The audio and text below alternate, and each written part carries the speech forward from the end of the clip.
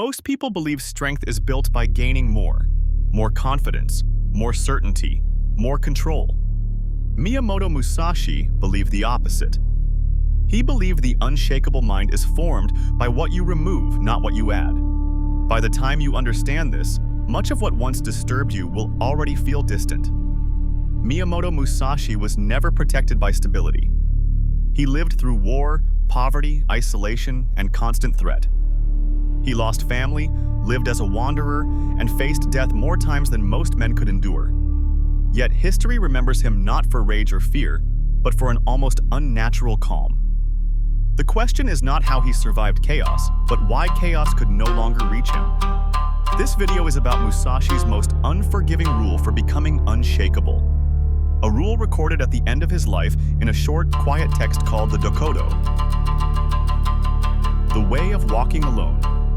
It is not inspiring, it does not comfort, but it removes the very mechanisms through which suffering controls the mind. Chapter 1. The Man Who Could Not Be Moved. Musashi wrote the Dokkōdō only weeks before his death. By then, he had already fought over 60 duels, most of them to the death.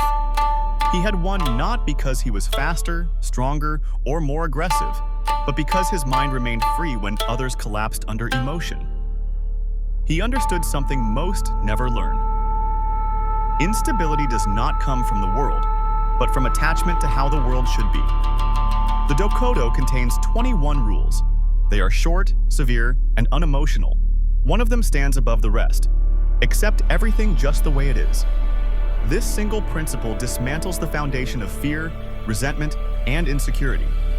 It is not passive resignation, but strategic surrender of illusion. To Musashi, resistance to reality was weakness disguised as morality.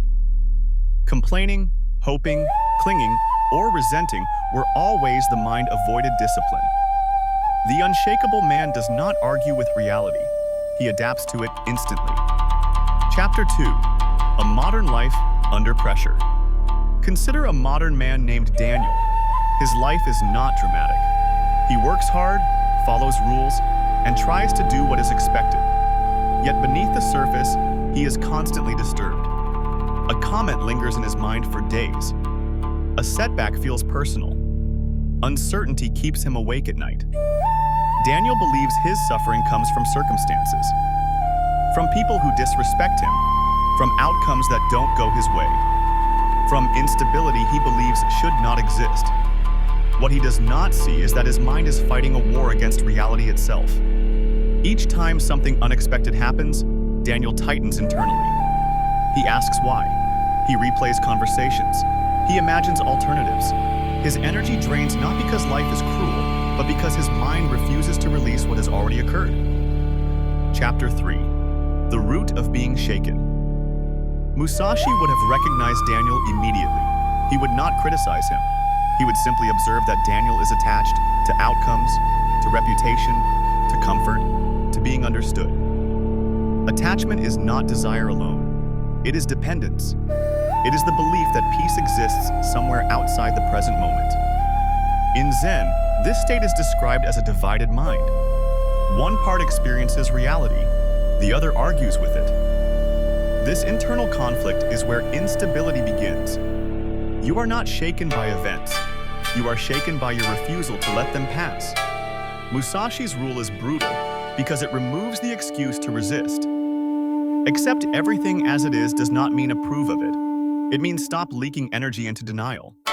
When the mind stops fighting what already exists, it becomes terrifyingly stable. Chapter 4. The First Surrender. Daniel encounters this idea not through comfort, but exhaustion. After months of tension, something breaks. He notices how much of his life is spent mentally undoing the past or rehearsing the future. He realizes that his mind has never been still, only distracted. He begins with one small practice. When something unpleasant happens, he does not comment internally. No explanation, no judgment, no narrative, only acknowledgement. This moment is what it is. At first, the discomfort intensifies. The mind rebels when its usual habits are removed, but Musashi warned of this. The ego panics when it no longer controls the story. Chapter 5. The Discipline of Non-Attachment. not emotional numbness. It is precision. It is the ability to experience fully without clinging. Musashi did not suppress emotion. He refused to be governed by it. Daniel notices that insults lose their weight when not replayed. Fear weakens when not entertained. Loss still hurts, but it no longer destabilizes him. Pain arrives, does its work, and leaves. This is the unspoken power of acceptance. It shortens suffering. It removes unnecessary duration. What once consumed days now dissolves in minutes. Chapter 6. Walking Alone. Musashi called his path the way of walking alone for a reason. Detachment creates distance, not from people, but from dependency. You stop needing validation to feel steady. You stop seeking certainty to feel safe. Daniel feels this shift quietly. He speaks less, reacts slower, observes more. His calm unsettles others, not because it is arrogant, but because it is rare. Silence becomes his discipline. Presence becomes his armor. He no longer explains himself to maintain balance. Chapter 7. The Unshakable Identity. The final transformation is subtle. Daniel no longer identifies as someone who must be protected from discomfort. He becomes someone who can endure it without distortion. This is Musashi's true teaching. When identity is no longer tied to outcomes, nothing can threaten it. When reputation loses importance, insults lose power. When control is released, clarity increases. Musashi understood that the unshakable man is not rigid. He is fluid. He bends instantly because nothing internal resists. Chapter 8. Accepting the blade.